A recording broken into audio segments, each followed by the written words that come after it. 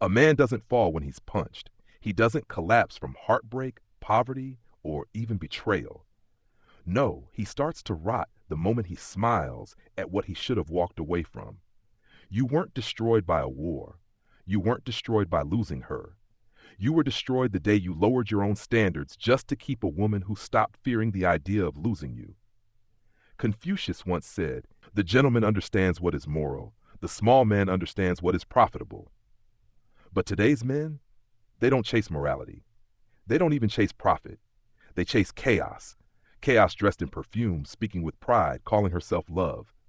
But to Confucius, this isn't love. It's the death of a nation. Because broken homes create broken nations. And the home, it collapses the moment a man goes quiet in the face of feminine disorder. You think you've been patient. You think you've been kind.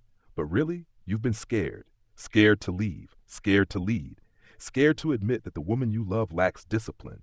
And if she lacks discipline, she cannot love you. Because love isn't about indulgence. It's about restraint. Restraint in service of something bigger than both of you. You were taught to chase beauty. But Confucius warned, virtue is not left to stand alone. He who practices it will have neighbors. A woman with no discipline doesn't build neighbors. She builds victims. She demands endlessly and gives nothing in return. She attacks but never reflects. She flourishes in homes where expectations have died. And the longer you let her stay, the more she chips away at the man you were meant to be. Her danger isn't in her femininity. It's in her freedom from consequence. It's not her independence. It's her allergy to structure. She turns every boundary into an insult, every rule into a threat. She mistakes your patience for permission, and she'll never raise a hand, but she'll leave you empty, invisible, a ghost in your own life. Confucius believed that all noble things begin in the heart, and all ruin begins when a man lets the world convince him to go silent. He said, to see what is right and not do it is one of courage. So ask yourself this, brother. When she humiliated you in public and you said nothing, was that love or was it fear? When she dressed to seduce strangers and called it empowerment and you swallowed your instincts, was that support or was it surrender? There is a woman every man should fear. Not because she comes with a warning label, but because she doesn't. She comes with beauty loud enough to drown your judgment. She comes with trauma wrapped in personality. She cries endlessly but never listens. She makes you feel like the villain for simply asking her to grow. This is the woman Confucius feared. Not because she was evil, but because she was beyond correction. Culture doesn't challenge her. Principles don't apply to her. And men who still believe in peace, she turns them into clowns. She's never held accountable. Instead, she's celebrated. She's not a monster. She's a mirror. And when you finally stop lying to yourself and look into that mirror, you'll see what you became just to keep her. And that's not love. That's the slow death of your masculine soul, wearing the mask of commitment. You see, men don't collapse like towers. They collapse like a faucet drip, slowly, bit by bit, until the man who once walked like a lion is now tiptoeing around his own home like a stranger. Confucius warned, he who does not investigate the foundation will have trouble with the structure. And what do modern men build their lives on today? Attention, lust, temporary loyalty, surface-level happiness, hiding 1,000 silent humiliations. You build on emotion. You never check for discipline. You build on excitement. You never ask for values. Then you act surprised when the structure falls. But the truth is, it was never going to stand. You thought the woman who excited you must be your soulmate. You mistook the adrenaline of dysfunction for the beat of destiny. But here's the truth. If she can't regulate herself, she'll end up regulating you. Not with love, not with wisdom, with guilt, with fear, with fatigue. She'll wear you down, hour by hour. And when you're finally empty, she'll tell you you've changed. Confucius taught that the superior man cultivates himself for the sake of virtue, not for applause. He rises early not to prove himself, but to align with peace. He speaks not to dominate, but to maintain harmony. So let me ask you, what has your chase of the modern woman done to your peace? When did your home become a battleground? When did your voice begin shaking before you even said a word? There's no peace with a woman who despises peace. Some women today are not at war with you. They're at war with stillness, with order, with clarity. And if she doesn't understand shame, she's not ready for love. Confucius said that wisdom begins when we call things by their true names. Stop calling dysfunction passion. Stop calling rebellion confidence. And stop calling your own neglect compromise. The woman every man should fear isn't the one who cheats. It's the one who thinks correction is oppression. She can't be led, but she needs to be in control. She'll call you weak for having emotions, toxic for having standards, and controlling for having boundaries. But brother, standards aren't oppression. They are protection. They are the blueprint that shields your sanity from her emotional chaos. And if you don't write the rules, she will. And her rules are simple. She wins, or you're the villain. There is no middle ground. Either you cave in and she smiles, or you stand tall and she paints you as the enemy. Confucius didn't say women were your enemy. He said chaos is, and chaos wears perfume. Chaos smiles. Chaos hugs you before it drains you. The superior man doesn't hate her for what she is. He blames himself for expecting peace from a hurricane. You can't teach a woman who's never been taught how to lose. And here's the hard truth. Some men seek out these women, not for love, but for punishment. Because deep down, they believe they deserve it. As long as she's screaming, they think it's real. No, it's just trauma. Echoed. Confucius would say this is the life of the small man, the man who never matured beyond his mirror, the one who looks wise but thinks like a scared boy, searching for validation in a woman who confuses volume with depth. Confucius said, "The gentleman is ashamed to speak more than act. But the woman you're drawn to, she never stops talking, and the man you've become, you never stop explaining. You talk, she twists. You explain, she escalates. And you think, maybe if I love her harder, she'll finally settle down. No, my brother. She settles down when you stop bending, when you stop needing her approval, when your peace becomes more important than your place in her bed. The woman every man should fear is not the one who leaves. It's the one who stays and makes sure you disappear." End of part 1. Let me know when you're ready for part 2. You weren't destroyed by war. You weren't destroyed by poverty. You weren't even destroyed by her. You were destroyed the day you decided to lower your standards just to keep a woman who no longer feared losing you. That's when the rot started. You smiled at the things you should have walked away from. You stayed quiet when your soul screamed to speak, and you called it patience. You called it love, but it wasn't love.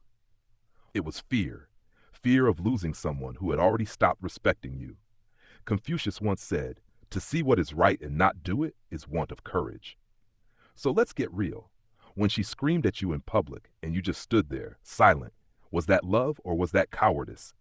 When she dressed like lust, called it empowerment, and you ignored every instinct in your body, was that support or was that surrender? There is a kind of woman every man should fear, not because she's cruel, not because she's dangerous, but because she makes you betray yourself and smile while doing it. She doesn't come with warning signs. She comes wrapped in beauties. It drowns out your logic. She brings trauma disguised as personality, tears that never stop, and empathy that never starts. She knows how to make you feel like the villain for simply asking her to grow.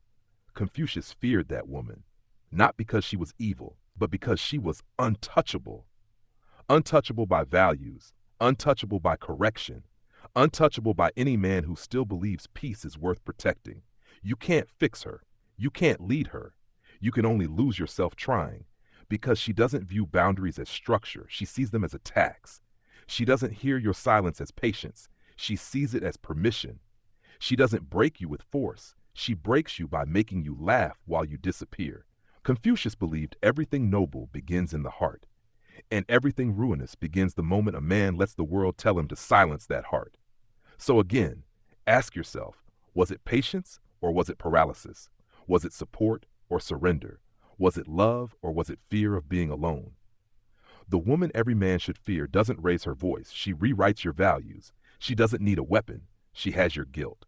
She doesn't even have to leave. You'll leave yourself just to keep her. And that's what makes her so dangerous. It's not her body. It's her immunity to consequence. You see, men were taught to chase beauty. But Confucius warned, virtue is not left to stand alone. He who practices it will have neighbors. A woman without virtue doesn't attract community. She leaves behind casualties. She demands but does not give. She accuses but does not reflect. She thrives in homes with no expectations. And if you give her one, she'll call it an attack. The longer you let her stay, the more she dismantles the man you were born to be. She doesn't thrive in order. She survives in chaos. It's not her independence that ruins you. It's her defiance of accountability. She sees standards as weakness. She calls leadership control. She calls structure toxicity. And if you dare ask her to change, you'll be labeled the villain in her fairy tale. Confucius said the downfall of a nation begins with the disorder of the home. And the disorder of the home begins with a man who lets chaos sit at his table. She doesn't destroy you overnight. She erodes you. One compromise, one silence, one smile when you should have walked away.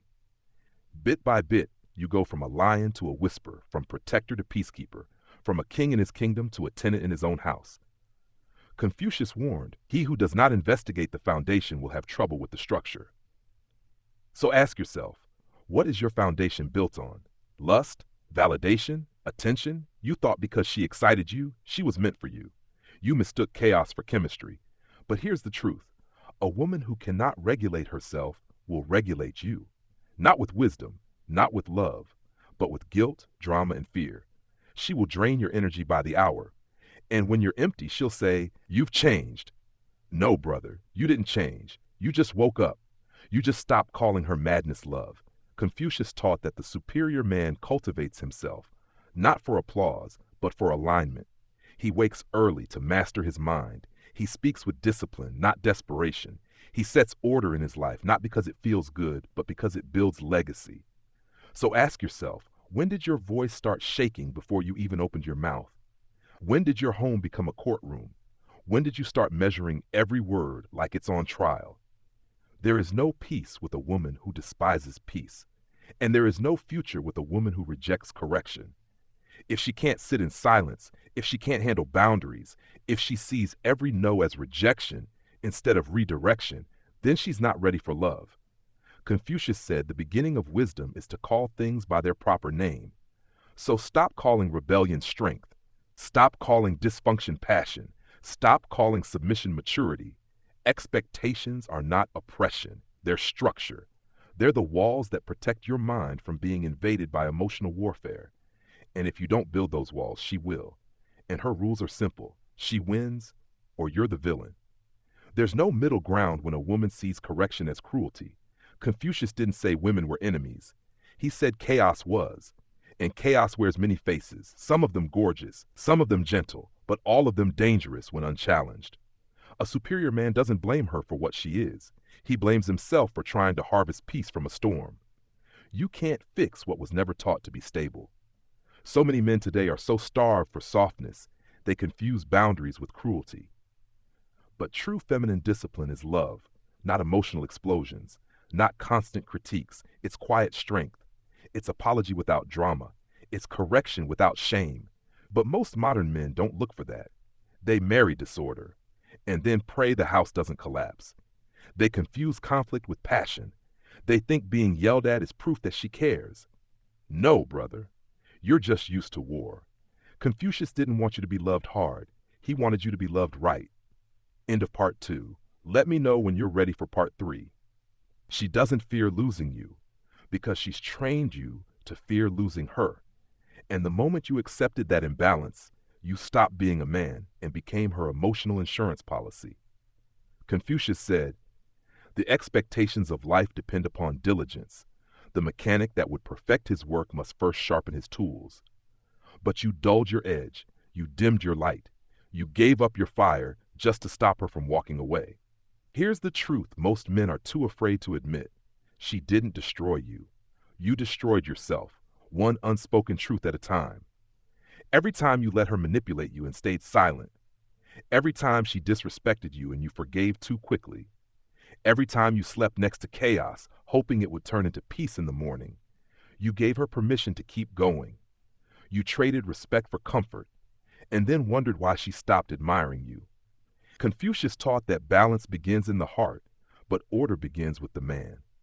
So what kind of man are you? Are you the type who lays down your values just to keep the peace, or the one who stands firm, even if it means standing alone? Because there is a woman out there who will call your strength attractive, who won't mistake your calm for weakness, who won't punish your honesty, who won't fear your standards because she's already met her own. But you'll never meet her, not while you're still addicted to the chaos that calls itself passion. Some of you don't need a new woman. You need to bury the version of you that was built to survive dysfunction. Confucius said, "When anger rises, think of the consequences." And what are the consequences of being with the woman every man should fear? Let's look. You can't speak your truth. You can't lead your home. You can't be at peace without walking on eggshells. You're tired, but you call it love. You're anxious, but you call it chemistry. You're shrinking, but you call it compromise. Brother, that's not a relationship. That's spiritual starvation. She won't save you. She doesn't want to save you. Because if you heal, you'll finally leave. So she keeps you bleeding through drama, through guilt, through withholding affection until you fold. Confucius believed in the superior man, not because he was perfect, but because he chose alignment over approval. He corrected his own steps. He led with clarity. He surrounded himself with harmony, not noise. The woman every man should fear does not live in alignment. She lives in emotional turbulence, and she wants you to ride her storms until you forget what calm ever felt like. She doesn't want partnership. She wants obedience. And if you resist, she'll call you toxic. She'll twist your words. She'll weaponize your past, your kindness, even your masculinity, until you forget that you were ever a man of peace in the first place. Confucius said, "The man who moves a mountain begins by carrying away small stones. Your first stone is truth. Your second is standards. Your third is the courage to walk away when your peace is no longer welcome. Because there is no reward for staying with a woman who is committed to misunderstanding you. There is no medal for surviving her storms. There is no honor in dying slowly inside a home that feels like a battlefield. She's not the enemy, but she's not your mission either. Stop trying to raise a woman who doesn't want to grow. Stop trying to teach a woman who sees correction as control. Stop trying to save a woman who profits off your destruction. Your heart was not made for manipulation. Your mind was not made for mental warfare. Your soul was not made to live in fear of emotional landmines. The woman every man should fear is not evil. She's just unchecked. And a woman with unchecked pain will pass that pain to you until you forget who you are." Confucius warned, "If a man takes no thought about what is distant, he will find sorrow near at hand." You saw the red flags, you saw the patterns, but you stayed because leaving felt too painful. And now, you're in pieces. Your peace is gone. Your direction is cloudy. And you wonder where the man you once were has gone. He didn't leave. He's just buried under years of silence, fear, and false loyalty. But it's not too late not to rebuild, not to rise, not to reclaim the man who sets boundaries, not out of anger, but out of love for himself. There is power in walking away. There is freedom in choosing solitude over soul-deep stress. There is healing in saying, "This is not love. This is trauma disguised as romance." Confucius believed that wisdom was not in how much a man knew, but in his ability to apply it. So take what you've seen, take what you've survived, and apply it. Let the pain become precision. Let the lesson become legacy. Let the storm teach you what peace actually feels like. And above all, never fear the woman who yells. Fear the one who makes you mute, who makes you small, who makes you forget that you were ever meant to be great. Because the greatest loss a man can suffer is not the love of a woman, but the loss of himself, trying to keep it. End of part 3, final. Let me know if you'd like this adapted into a script format, video voiceover timing, or image generation prompts.